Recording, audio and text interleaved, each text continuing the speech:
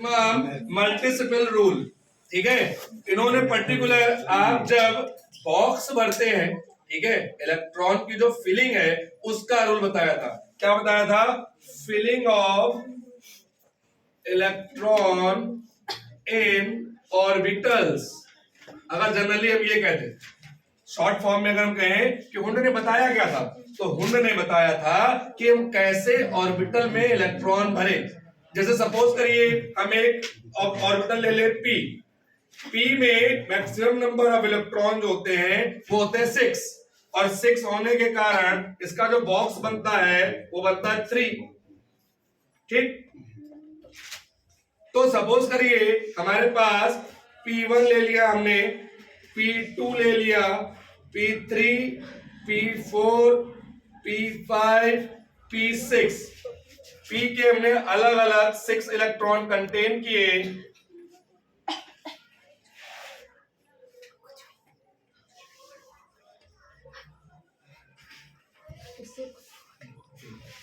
और जब ये 6 इलेक्ट्रॉन कंटेन किए तो मैं देख रहा हूं कि P1 में एक इलेक्ट्रॉन है। कितना इलेक्ट्रॉन है? एक इलेक्ट्रॉन भर दिया।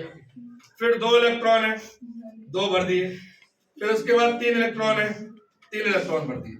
हमें देखने को मिला कि हमारे जो बॉक्स हैं ये पूरी तरीके से, या हमारे जो ऑर्बिटल हैं ये पूरी तरीके से क्या हो गए? भर चुके हैं, ठीक है। इलेक्ट्रॉन पूरी तरीके से क्या हो चुके हैं? भर चुके हैं। और ये सभी इलेक्ट्रॉन इस समय जो है वो क्लॉकवाइज पोजीशन में, इस पोजीशन में क्लॉकवाइज पोजीशन में, ठीक है। अगला इलेक्ट्रॉन जैसे P4 आया, क्या आया?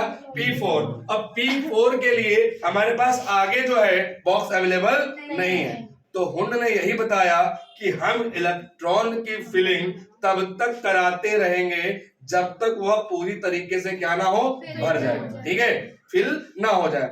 जब हमारा बॉक्स या हमारा ऑर्बिटल पूरी तरीके से भर जाएगा तो फिलिंग दोबारा होगी, लेकिन कहां से? शुरुआत से। और इस टाइम जो फिलिंग होगी वो एंटी क्लॉकवाइज में होगी। किसमें होगी? अभी तक कैसे हो रही थी? क्लॉकवाइज में। कैसे हो रही थी? पूरा भर गया। अब जो फिलिंग है वो दोबारा होगी, और कहां से? शुरुआत से। 1 2 3 और साथ में आ गया ये क्या?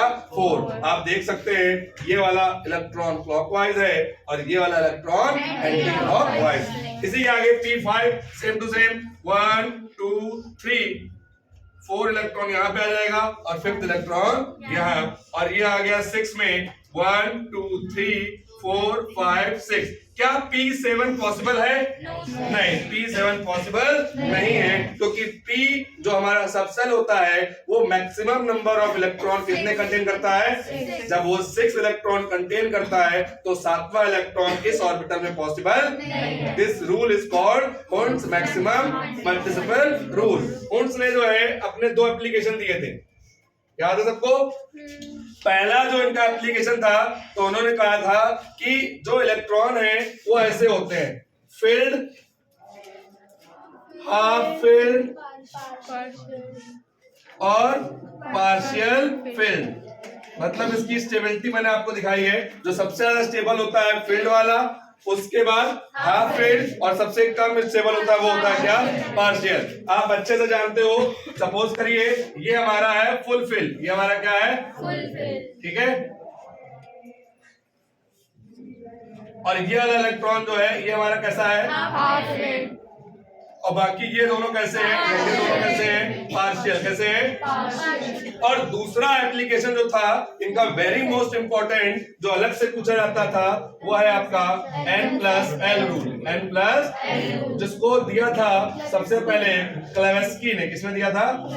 क्लेवेस्की ने। अब ये N+L रूल क्या होता है ये देखिए। N+L की बात करें तो मैं एक जगह लिख रहा हूं 3D और एक जगह लिख रहा हूं 4S। जैसा कि आप जानते हैं ये D, ये S, यही हमारे L होते हैं। ये क्या होते हैं हमारे? Azimuthal quantum number. इसके अकॉर्डिंग अगर हम बात करें तो 3 और D की वैल्यू होती है 2, तो ये हो गया 5, ये 4 और ये होता है 0, तो इसकी वैल्यू हो गई 4। तो 5 और 4 में ऑब्वियस सी बात है 5 बड़ा होगा। ऐसा किया क्यों? तो ऐसा देखिए इसलिए किया। सपोज करिए हमने एक ले लिया 30 जिंक। क्या ले लिया? 30 जिंक। आप देखिएगा 1s2 2s2 2p6 3s2 3p6 4s2 और 3d10 3d। आपने यहाँ देखा ये 1 है, ये 2 है, ये 3 है, बीच में 4 कैसे आ गया? बीच में 4 आने का कारण ये है n+l रूल। बीच में 4 आने का कारण कौन है? n+l rule. आप देख सकते हैं 3d की एनर्जी जो है टोटल कितनी हो रही है? 5, और 4s की टोटल एनर्जी कितनी हो रही है? 4। मतलब इन दोनों में एनर्जी किसकी ज्यादा है? 3d की एनर्जी किसकी ज्यादा है? जिसकी एनर्जी जितनी ज्यादा वो उतना बाद में, और जिसकी एनर्जी जितनी कम वो उतना है नहीं। तो इस रूल को क्या बोलते हैं? n+l रूल, जिसको सबसे पहले दिया था किसने? क्लेवेस्की ने। और this is the Hund's application, this is the Hund. तो हुंड्स का रूल पूरा क्लियर है? कोई दिक्कत?